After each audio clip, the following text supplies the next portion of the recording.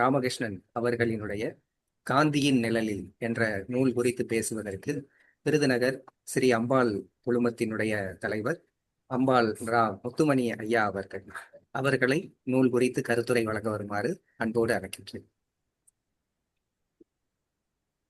வணக்கம்.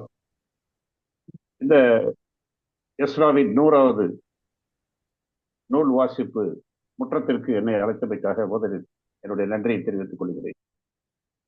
பொதுவாக ஒரு நூலை பற்றி நாம் தெரிந்து கொண்டு அதை பற்றியான கருத்தையும் அதை பற்றியான விளக்கங்களையும் நாம் சொல்ல வேண்டும் என்று நினைக்கும் பொழுது அந்த புத்தகம் எப்படி கிடைத்தது என்பதை யாரும் பொதுவாக குறிப்பிடுவதில்லை. சில பேர் கடைகளில் சென்று அந்த புத்தகத்தை பற்றி ஏற்கனவே தெரிந்து வைத்ததால் அதை வாங்க வேண்டும் என்ற ஆர்வத்தோடு வாங்கியிருப்பார்கள். சில பேர் அதை ஆன்லைனில் வாங்கியிருப்பார்கள். என்னை போன்றவர்களுக்கு இது எப்படி கிடைத்தது என்றால், இந்த முனைவர் பவானி மேடம் அவர்கள் இந்த புத்தகத்தை எனக்கு பரிசாக கொடுத்தார்கள். அவர் ஒன்று மட்டும் கொடுக்கவில்லை, இந்த புத்தகத்திலேயே 10 பிரதிகளை எனக்கு கொடுத்தார்கள். கொடுத்தது மட்டுமல்லாமல் அவர் சொன்னது, நீங்கள் படிப்பதற்கு வேணால் ஒன்று வைத்துக் கொள்ளுங்கள், ஆனால் ஏனைய புத்தகங்களை மாணவர்களிடம் சென்று அடையும்படி நீங்கள் கொடுக்க வேண்டும் என்று சொன்னார். அவருடைய சீரிய சிந்தனை என்னை வியக்க செய்தது. எந்த ஒரு நோக்கம் அவருக்கு இப்படி சிறப்பு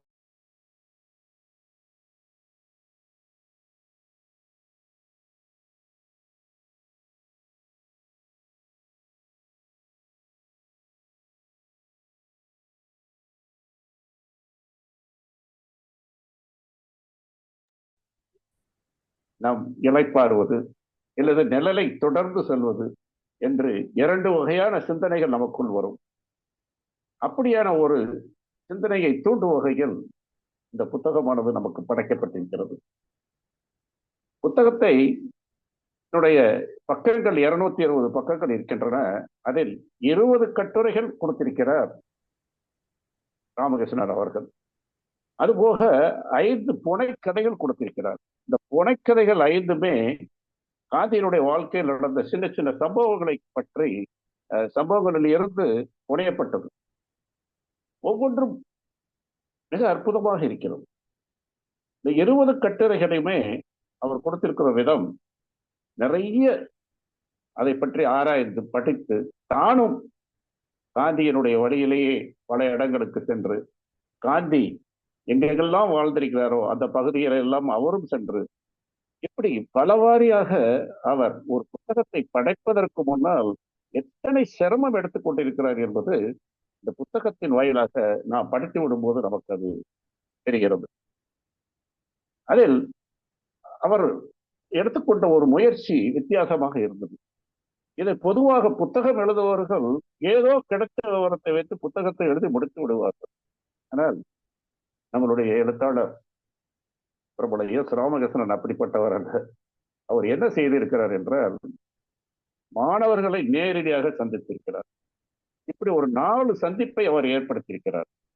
தனக்குள் இருக்கும் அந்த அற்புதமான அந்த ஒரு ஒரு படைப்பாற்றல் திறனை உறுதி செய்வதற்கு முன்பு அவர் இந்த விஷயத்தை பல பேரிடம் பகிர்ந்து கொள்ள வேண்டும் என்ற நோக்கத்தோடு மாணவர்களிடம் சந்தித்தால் அவருடைய கேள்விகளுக்கு இருக்கக்கூடிய பதிலை, அவர்களுக்குள்ள இருக்கக்கூடிய நிறைய காந்தியை பற்றியான தவறான கணிப்புகளை எல்லாம் நாம் கண்டுபிடித்து அதற்கு பதிலும் சொல்லிவிடலாம் என்ற சிந்தனையோடு தான் 4 ஊர்களுக்கு சென்றிருக்கிறார். அது மதுரை, திருச்சி, கடலூர், சென்னை. இந்த 4 ஊர்களில் அவரை மிகவும் சிந்திக்க வைத்த ஊர் திருச்சி. திருச்சியில் அவர் SRV என்ற ஒரு கல்லூரியில் சென்று பேசும் பொழுது மாணவர்களுடைய கேள்விகளுக்கு அவர் பதில் சொல்லியே முடியும். அத்தனை விதமாக எதிர்மறை சிந்தனைகளோடு காந்தியை பற்றிய வாழ்க்கையும் அவர் வாழ்ந்த அந்த முறைகளை பற்றியும் நிறைய கேள்விகள் எழுந்தன. அவரால் அதற்கு அவர்களை இப்படியெல்லாம் ஒரு ஒரு காந்தியை பற்றியான தவறான சிந்தனைகளோடு அவர்கள் வாங்கி கொண்டிருப்பதற்கான காரணம் என்று பார்த்தால், அவர்கள் காந்தியை சரியாக அறிந்து கொள்ளாமல் இருக்கிறது. இந்த புரிதல் அறிதல் முழுமையாக காந்தியை பற்றி தெரியாததுனாலதான் அவர்கள் அவர்கள் காந்தியை பற்றி இப்படி மோசமாக விமர்சனம் செய்திருக்கிறார்கள் என்று அவர் அதில் குறிப்பிடுகிறார். ஆனால் முடிந்த அளவுக்கு அதில் போராடி இருந்தாலும் அவருடைய ஆதங்கம் அங்கேயேதான் இருந்தது, அதிலேதான் இருந்தது. அவர் அப்போது ஒரு அருமையான ஒரு யோசனையை சொல்லிக் கொண்டிருக்கிறார். எல்லா பள்ளிக்கூடங்களிலும் கல்லூரிகளிலும் காந்தியை பற்றிய திரைப்படங்கள், ஆவணங்கள், அதுபோக அவர் பேசிய பேச்சுக்கள், இதையெல்லாம் நாம் அந்த மாணவர்களுக்கு, இளைய சமூகத்திற்கு நாம் அறிமுகப்படுத்த வேண்டும். இதை அழகாக பேசி அவருடைய வாழ்க்கையில் நடந்த சம்பவங்களை எல்லாம் சொல்வதற்கென்று நிறைய சொற்பொழிகளை நிகழ்த்த வேண்டும். இப்படியெல்லாம் அவர் அதில் ஆதங்கப்பட்டிருக்கிறார். ஆக ஒரு மனிதர் புத்தகத்தை எழுதுவதற்கு முன்னால் எத்தனை எத்தனை விதமான அவருடைய தற்சோதனையை செய்து அவர் அதில் வெற்றி பெற்று அதனுடைய முனைப்பின் மூலமாகத்தான் அந்த புத்தகத்தை நமக்கு கொடுத்திருக்கிறார் என்றால் அந்த புத்தகம் எப்படி இருக்கும் என்று நீங்கள் யோசித்துக் கொள்ளுங்கள். எனக்கு ஒரு சில பகுதிகளை மட்டும், இந்த புத்தகத்தில் இருக்கக்கூடிய சுவாரஸ்யமான பகுதிகளை மட்டும் நான் உங்களோடு பகிர்ந்து கொள்வதற்காக நான் இங்கு வந்திருக்கிறேன். அவர் நிறைய புத்தகங்கள் என்று சொல்லும் பொழுது லூயி பிஷர், வின்சென்ட் சென், ரோவன், ராமச்சந்திர குஹா என்ற புத்தகங்களை எல்லாம் மேற்கோள் காட்டுகிறார். அதில் முக்கியமாக லூயி பிஷருடைய புத்தகம் இவரை மிகவும் கவர்ந்திருப்பதாக சொல்லுகிறார். அதற்கான காரணம் என்ன என்றால் அது அடிப்படையில் மேலோட்டமாக இல்லாமல் அந்த புத்தகத்தினுடைய ஒவ்வொரு வரிகளும் அவரோடு இணைந்து காந்தியுடைய வாழ்க்கை முக்கியமான சாராம்சங்களை எல்லாம் அழகாக எடுத்துச் சொல்லுகிறது என்று சொல்கிறார். குறிப்பாக இந்த புத்தகமானது அதற்கு பிறகு திரைப்படமாக வந்த காந்தி திரைப்படத்தை எடுப்பதற்கு ரிச்சர்ட் அட்டன்பரோவுக்கு மிகவும் உதவியதாக இந்த புத்தகம்தான் அதற்கு அடிப்படை ஆதாரமாக இருந்தது என்றும் இந்த இடத்தில் நம்மளுடைய ஆசிரியர் அழகாக சொல்லுகிறார். அதில் சுவாரஸ்யமான விஷயம் என்னவெல்லாம் இருந்திருக்கிறது என்றால், 1900 காந்திக்கு 4வது குழந்தை பிறக்கும் பொழுது அவரே இருந்து அந்த பிரசவத்தை பார்த்திருக்கிறார். இது எத்தனை விதமாக ஒரு வித்தியாசமான ஒரு அணுகுமுறை. தன்னுடைய மனைவிக்கு பிரசவம் பார்ப்பது என்பது அவ்வளவு எளிதல்ல. அதுபோக 1913 1948 வரைக்கும் காந்தி கிட்டத்தட்ட 79,000 அடிகள் நடந்திருக்கிறார், 79,000 கிலோமீட்டர்கள் நடந்திருக்கிறார். சிந்தித்து பாருங்கள், ஒரு மனிதன் எத்தனை மனதில் எவ்வளவு ஒரு ஒரு ஒரு அதாவது ஒரு மனதுக்குள் தோன்றக்கூடிய தனக்கென்ற ஒரு பெரிய ஆதங்கத்திலையும் தான் வாழ்க்கையில் சாதிக்க வேண்டும் என்ற இடத்திலும் அந்த போராட்டத்தின் வழியாக அவர் நடந்திருந்த தூரங்கள் எவ்வளவு இருந்தது. எண்ணில் அடங்க முடியாத அந்த தூரங்களை அவர் கடந்திருக்கிறார். அதுபோக ஆவரேஜாக அவர் ஒரு நாளைக்கு எவ்வளவு நடந்திருக்கிறார் என்றால் 18 கிலோமீட்டர் நடந்திருக்கிறார். நம்ம அப்படி நடப்போமான்னு நம்ம யோசித்து பார்க்கிறோம். ஒரு மனிதர் அவருடைய வேட்கை, இந்த நாடானது சுதந்திரம் அடைய வேண்டும் என்ற அவருடைய வேட்கை அவர் எந்த விதத்தில் தூண்டி இருக்கிறது என்று நீங்கள் பார்த்தால் அது மிகவும் ஆச்சரியப்படத்தக்கவைகள் இருக்கும். அதுபோல் ஒரு சின்ன சம்பவம் ஒன்று சொல்கிறார்கள். அதில் ஹன்சியா தாஸ் பிர்லா என்பவர் எழுதிய புத்தகத்தில் அவர் என்ன சொல்கிறார் என்றால், நீதிமன்றத்தில் காந்தியானது நிறுத்தப்பட்டிருக்கிறார். அதற்கான காரணம் என்னவென்றால், அங்கு ஒரு போராட்டம், விவசாயிகள் போராட்டத்தில் அவர் ஈடுபட்டிருக்கிறார். அதன் முன் நின்று அதை நடத்தியிருக்கிறார். அப்போது அவரை கைது செய்வதற்கு பிரிட்டிஷ் அரசாங்கம் அவரை முன்னிட்டு சிறைச்சாலை கொண்டு செல்வதற்கான முயற்சி நடந்திருக்கின்றது.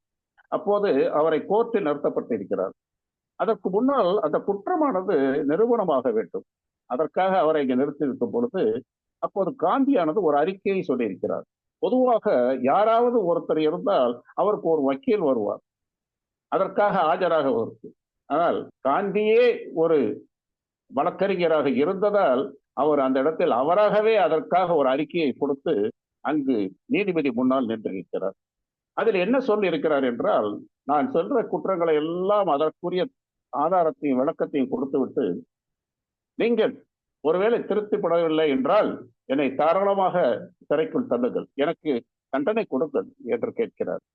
இப்படி எவராவது அதாவது நீதியின் முன்னால் இருக்கக்கூடிய சரித்திரத்தில் எவருமே இப்படி ஒரு விண்ணப்பத்தை கொடுத்ததே இல்லை.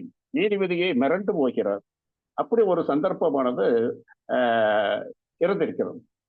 அதுபோக அவர் ஒரு முறை இந்த கன்சியாமாத் பெர்லாவினுடைய புத்தகத்தில் இன்னொரு விதம் என்ன எழுதியிருக்கிறார் என்றால், ஒரு ஊருக்கு சென்றிருக்கும் பொழுது அந்த ஊரில் ஒரு ஏழை பெண் மரணிக்கும் தருவாயில் இருந்து கொண்டிருக்கிறார். அவளுக்கு நான் எப்படியாவது ஒரு முறையாவது காந்தியை பார்த்து விட வேண்டும் என்று, சந்தித்து விட வேண்டும் என்ற ஆர்வம் இருந்தது. இதை புரிந்து கொண்ட அந்த பிர்லாவானவர் மகாத்மா காந்தியிடம் சொல்லி, தயவு செய்து நீங்கள் வாருங்கள் என்று சொல்லியிருக்கிறார். காந்தியும் மன மகிழ்ச்சியோடு சென்று அந்த பெண்ணை பார்த்து வந்திருக்கிறார். அவள் அத்தனை மகிழ்ச்சி அடைந்திருக்கிறாள். தான் தான் அடைந்த இந்த பிறவியினுடைய பயனையே நான் பெற்றுவிட்டேன் என்பதாக அவள் மகிழ்ச்சியோடு மரணத்திருக்கிறார். ஆக இப்படியான நிறைய சம்பவங்களை எல்லாம் கோர்த்து இந்த புத்தகம் நமக்கு சுவாரஸ்யம் மட்டுமல்ல, காந்தியை பற்றிய உண்மையான ஒரு வாழ்க்கையை நாமே அவரோடு சேர்ந்து வாழ்வது போன்ற ஒரு அனுபவத்தை கொடுத்திருக்கிறது என்றுதான் நான் சொல்ல வேண்டும். இன்னொரு விஷயம், நீங்க எல்லாம் காந்தி மியூசியத்திற்கு செல்லும் பொழுது சில விஷயங்கள் நாம் பார்க்க முடியும். டெல்லியில் உள்ள காந்தி மியூசியத்தில் அங்கு காந்தியினுடைய ஹார்ட் பீட், அதாவது இதயத்தினுடைய துடிப்பை அங்கு பதிவு செய்து வைத்திருக்கிறார்கள். நீங்கள் கேட்கலாம், அந்த பதிவு எப்படி இருக்கிறது என்று அதற்கு நம்ம ஆசிரியர் சொல்கிறார் என்றால், சுதந்திர இந்தியாவினுடைய அந்த தனக்குள் இருக்கக்கூடிய அந்த வேட்கையையும் அந்த மிகப்பெரிய அவருக்குரிய மனதில் இருக்கக்கூடிய அந்த ஆதங்கத்தையும் அந்த இதய துடிப்பானது சொல்லுவதாக என் காதுகளுக்கு கேட்டது என்று ஆசிரியர் சொல்கிறார். ருசியை பற்றி ஒரு கேள்வி எழும் பொழுது அதற்கு காந்தி என்ன சொல்கிறார் என்றால், ருசி என்பது எண்ணத்தில் இருக்கிறது, அது நிச்சயமாக நாவில் இல்லை என்கிறார். நாம் மனதில் என்ன நினைக்கிறோம், எதை பற்றி சிந்திக்கிறோம், இந்த உணவின் மேல் எப்படி ஆர்வம் கொள்கிறோம் என்பதை வைத்துத்தான் அந்த ருசி இருக்கிறது என்பதை மிக அழகாக அவர் சொல்லியிருக்கிறார். காந்தியினுடைய நிழல் போல் அவர் கூடவே இருந்து அவருக்கு உதவி செய்து அவருடைய ஆசிரமத்தையும் கவனித்து அவருடைய அலுவலர்களையும் கவனித்து வந்தவர் தான் அவருடைய இரண்டாவது நிலை என்று சொல்லக்கூடிய மகாதேவ் தேசாய். இந்த தேசாயானவர் அவருடைய வாழ்க்கையை எடுத்து பார்த்தால் காந்தியை விட பன்மடங்கு ஒரு காந்தியவாதி என்றுதான் சொல்ல வேண்டும். அந்த அளவுக்கு அவர் காந்தியோடு இருந்து அவருடைய நிழல் போலவே வாழ்ந்திருக்கிறார். அந்த தினமும் காந்திக்கு பல கடிதங்கள் வரும். பெரிய கடிதங்கள் இருக்கலாம், பெரிய கடிதங்கள் இருக்கலாம், ஒரே ஒரு வார்த்தையில் பதில் எழுத வேண்டியிருக்கலாம், அல்லது நீளமாக பல பக்கங்கள் எழுத வேண்டியிருக்கலாம். அதையெல்லாம் காந்தி சொல்ல சொல்ல தேசாய் அவர்கள் எழுதி கொண்டே இருப்பாராம். அதில் சில பேர் அவதூறாகவும் காந்தியை பற்றி மிகவும் கேவலமாகவும் எல்லாம் எழுதியிருப்பார்களாம். அதை கூட காந்தி மறுக்காமல் அதை எடுத்துக்கொண்டு அதை தனியாக சேகரித்து வைத்துக் கொள் என்று சொல்லுவாராம். அதுபோக காந்தி என்ன செய்வார் என்றால், ஒவ்வொரு கடிதம் வரும் பொழுதும் அதில் இருக்க குண்டூசியை எடுத்து பத்திரப்படுத்தி வைத்துக் கொள்வாராம். இதெல்லாம் அவருக்கு இருந்த பழக்கமாக இருந்திருக்கிறது. இதையெல்லாம் உடனிருந்து செய்தவர் தேசாய் அவர்கள். ஒரு கடிதம் வரும்பொழுது அதில் ஏதாவது ஒரு பகுதி எழுதாமல் வெள்ளையாக ஒட்டப்பட்டிருந்தால் அதை எடுத்து பிரித்து வைத்துக் கொள்வாராம், பின்னால் உதவும் என்று. அது இப்படியெல்லாம் காந்தி பல வாரியாக அவருடைய வாழ்ந்திருக்கிறார் என்றால் அதுதான் அன்னைக்கு நமக்கு சொல்லப்படுகிறது. காந்தியை பற்றி சொல்லும் பொழுது அவருடைய வாழ்க்கையினுடைய சாராம்சத்தை நாம் உன்னிப்பாக கவனித்தால் இப்படித்தான் பலதரப்பட்ட மக்களிலிருந்து பல தலைவர்களிலிருந்து ஏன் அவர் மாறுபட்டு இருக்கிறார், ஏன் மகாத்மாக இருந்திருக்கிறார் என்பதற்கான காரணங்கள் எல்லாம் இதில் நமக்கு தெரிகிறது. தமிழ்நாட்டுக்கு காந்தி எத்தனை தடவை வந்திருப்பார் என்றால் அவர் கிட்டத்தட்ட 20 தடவை வந்திருக்கிறார் அவர் வாழ்நாள். அதிலும் குறிப்பாக மதுரைக்கு 5 தடவை வந்திருக்கிறார். மதுரைக்கு வருவது என்பதுமே அவருக்கு ஒரு மகிழ்ச்சியான ஒரு சம்பவமாக இருந்திருக்கிறது. அவருடைய ஒவ்வொரு தடவை வந்த அவருடைய வரவில் அவர் மதுரைக்கு வந்திருக்கும் பொழுதுதான் அவருக்கு எப்படி புத்தருக்கு ஒரு ஞான உதயம் வந்ததோ அந்த மரத்திற்கு கீழ், அதே போதி மரத்திற்கு கீழ் ஞான உதயம் வந்தது போல் காந்திக்கு மதுரைக்கு வந்திருந்த போதுதான் தன்னுடைய உடையை மாற்ற வேண்டும் என்ற சிந்தனை வந்தது. அதுவரையும் சட்டை போட்டுக்கு இருந்த அவர் சட்டையை எடுத்துவிட்டு 4 முழம் இருந்த வேஷ்டியை சுற்றிக் கொண்டிருக்கிறார். அதுதான் அவருடைய வாழ்க்கையில் அவர் இறக்கும் வரை அந்த உடையைத்தான் வைத்திருக்கிறார். இன்றும் கூட மதுரை காந்தி மியூசியத்தில் அவர் கலட்டி விட்டு சென்ற அந்த சட்டை இருக்கிறது, நீங்க சென்றால் பார்க்கலாம். இப்படியாக அவருடைய வாழ்நாள் முழுவதும் நடந்த அந்த அற்புதமான நிகழ்ச்சிகளும் ஒவ்வொரு ஒவ்வொரு அதுக்குள் இருக்கக்கூடிய அற்புதமான கதைகளும் நம்மை மிகவும் சந்தோஷப்படுத்தும். ஒரு கதை இருக்கிறது. அதாவது காந்தியானவர் அந்த இப்ப நம்மளுடைய ஆசிரியர் 5 கதைகள் கொடுத்திருக்கிறார், புனைவு கதைகள். அதில் நான் ஒரு 2 கதைகளை பற்றி நான் உங்களுக்கு சொல்ல வேண்டும் என்று இந்த நேரத்துக்குள் குறுகிய நேரத்தில் நான் விரும்புகிறேன். அதில் ஒன்று தாமஸ் ஏதோ வெளியே அனுப்பியிருக்காங்க. அதில் நமக்கு சொல்லப்பட வேண்டியது என்னவென்றால், ஒரு கதை காந்தியோடு பேசுவேன். லட்சுமணன் என்ற ஒரு இளைஞன். இந்த கதை எங்கு ஆரம்பிக்கிறது என்றால் ஒரு லண்டனில் ஆரம்பிக்கிறது. இந்த லட்சுமணன் என்ற இந்த இளைஞன் தன்னுடைய மனைவி ராகேல் என்ற யூத பெண் அவளை காதலித்து திருமணம் செய்திருக்கிறார். இவன் லண்டனில் தன்னுடைய தொழிலை செய்து கொண்டிருக்கும் பொழுது அங்கு இருக்கிற காலகட்டத்தில் தன்னுடைய தாயாரும் நான் லண்டனுக்கு வருவேன் என்று விரும்பி இருக்கிறார். இவர் சொன்னார், கப்பலில் வருவது அந்த காலம், இப்போதெல்லாம் அதில் சாத்தியம் இல்லை, நீங்கள் விமானத்தில் தான் வர வேண்டும் என்று சொல்லியிருக்கிறார். ஆக சரி, நான் விமானத்தில் வருகிறேன் என்று தாயாரும் சொல்லியிருக்கிறார். இந்த இளைஞருக்கு மனதில் ஏன் நம் தாயார் இப்படி லண்டன் நகரத்தை பார்க்க வேண்டும் என்ற ஒரே துடிப்போடு இருக்கிறார் என்றதை சிந்தித்து பார்த்தார். அதற்குரிய காரணம் என்னவாக இருக்கும் என்று நினைக்கும் போதும் பின்னால் ஒரு அற்புதமான உண்மைக்கதை அதில் இருக்கிறது. அந்த லண்டனுக்கு அவர்கள் வர வேண்டிய சிந்தனை எதனால் இருந்தது என்றால், லண்டனில் காந்தி படித்திருக்கிறார். படித்த அந்த கல்லூரியை பார்க்க வேண்டும், அவர் வாழ்ந்த பகுதியை பார்க்க வேண்டும், அவர் நடந்து திரிந்த வீதிகளை எல்லாம் நான் பார்க்க வேண்டும் என்ற தீராத ஒரு ஆசை அவர் மனதில் இருந்திருக்கிறது. அந்த ஆசையை தீர்த்துக் கொள்வதற்காகத்தான் அந்த தாய் லண்டனுக்கு வர வேண்டும் என்ற ஆசை இருந்திருக்கிறது. ஏதோ லண்டனை பார்க்க வேண்டும் என்றோ தன்னுடைய மகனையோ மருமகளையோ பார்க்க வேண்டும் என்ற சிந்தனை இருந்ததாக அந்த குறிப்பிடப்பட்டது. ஆக இந்த புனைவிக்கதை எதை சொல்லுகிறது என்றால், அந்த பெண்ணுடைய கை ஒடிந்திருக்கிறது, ஒடிக்கப்பட்டு அது வளைந்திருக்கிறது. அந்த கை ஒடிந்த கையிலையும் அந்த வளைந்திருக்கக்கூடிய அந்த ஊனமான கையில் இருந்துதான் அந்த கதையை தொடங்குகிறது. என்ன கதை இருக்கிறது என்றால், பின்னால் இந்த இந்த லட்சுமணன் என்ற அந்த இளைஞன் பிறப்பதற்கு முன்னால் அவன் வாழ்க்கையில் மிக துயரமான காலங்கள் கடந்து கொண்டிருக்கிறார். லட்சுமணனுடைய தந்தை மிகவும் ஒரு கொடூரக்காரனாக இருந்திருக்கிறார். ஏன் அவர் அப்படி இருந்திருக்கிறார் என்றால் அதற்குரிய காரணமே மகாத்மா காந்தி தான். பெண்கள் எல்லாம் அந்த காலத்தில் மகாத்மா காந்தி மீது அத்தனை ஆசையும் அன்பும் கொண்டிருக்கிறார்கள்.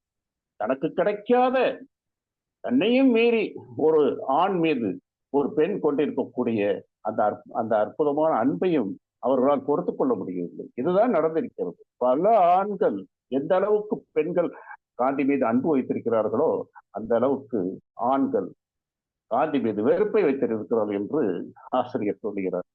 அந்த அளவுக்கான ஆத்தத்தையும் அந்த வகையான ஒரு ஆவேசத்தையும் காமித்துக் கொண்டிருந்திருக்கிறார் அந்த மனிதர், லட்சுமணனுடைய தந்தை.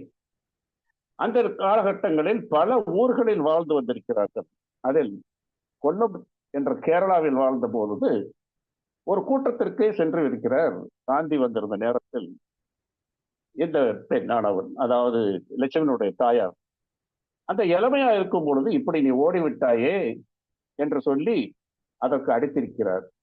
இந்த தீராத இந்த துயரமானது நீடித்துக் கொண்டிருந்திருக்கிறது. அதற்கு பிறகு ஒரு காலகட்டத்தில் இந்த குழந்தை பிறந்தவுடன், லட்சுமணன் பிறந்தவுடன் அவனை கை குழந்தையாக ஒரு பெண்ணிடம், சொந்தக்கார பெண்ணிடம் கொடுத்துவிட்டு அவர்கள் வர்தாவுக்கு சென்று விட்டிருக்கிறார். இந்த வர்தா என்பது எங்கே இருக்கிறது என்றால் நாக்பூருக்கு பக்கத்தில் இருக்கு. இந்த நாக்பூருக்கு பக்கத்தில் இருக்கக்கூடிய வர்தாவிற்கு தமிழ்நாட்டிலிருந்து இந்த பெண்மணி எப்படி சென்றிருப்பார் என்பதை அந்த ஆசிரியர் சொல்லுகிறார். தன்னுடைய இடத்திலிருந்து சென்னைக்கு போய் அதற்கு பிறகு மற்றொரு இடத்துக்கு போய் அதற்கு பிறகு வர்தாவுக்கு போயிருக்கிறார் என்றால் எத்தனை காலம் பயணம் செய்து அந்த இடத்திற்கு போய் சேர்ந்திருப்பார் என்பதை கூறுகிறார். வர்தாவில் சென்று 2.5 மாதங்கள் தங்கி இருக்கிறார் மகாத்மா காந்தியோடு. அவருக்காக சேவை செய்திருக்கிறார். அங்கே வந்திருக்கக்கூடிய அதாவது நோய்வாய்ப்பட்டவர்களுக்கு கூடவே இருந்து செவிலியாக வேலை செய்திருக்கிறார் இந்த தாய். அப்படி இருக்கும் பொழுது சோகத்தை, தன்னுடைய வாழ்க்கையில் நடந்திருக்கும் சோகத்தையும், தனக்கு இருக்கக்கூடிய எப்படியெல்லாம் பெண்கள் பெண்கள் தங்களுடைய குடும்பத்தில் வெளியில் சொல்ல முடியாத மனதுக்குள் இறுக்கமான ஒரு மறைக்கப்பட்டிருக்கக்கூடிய அந்த சோகத்தை எல்லாம் தன்னுடைய கண்கள் வழியாகவும் அழுகையின் வழியாகவும் பாபுஜியிடம், அதாவது மகாத்மாவிடம், காந்தியிடம் சொல்லி இருக்கிறார் அந்த பெண். அப்படி அந்த கதையானது அப்படி நீண்டு கொண்டே செல்கிறது. கடைசியில் அவள் இருக்கும் இடத்தை தெரிந்து கணே நம்மளுடைய லட்சுமணனுடைய தகப்பனார் அவருடைய சொந்தக்காரர் மற்றவரிடத்தை கூட்டிச் சென்று அவருடைய அம்மாவை வரதாவுக்கே போய் எடுத்து வந்ததாக கதை இருக்கிறது. அதற்கு பிறகு ஊருக்கு வந்த பிறகு அடி என்று அடித்திருக்கிறார். அப்படி அடிக்கும் பொழுதுதான் அவருடைய தாயார், லட்சுமணனுடைய தாயாருக்கு கையானது உடைந்து போயிருக்கிறது. ஆக இந்த கை உடைந்த கதையானது இந்த அளவிற்கு வந்து அதற்கு பிறகு அவருடைய வாழ்க்கை மகிழ்ச்சியாக இல்லை.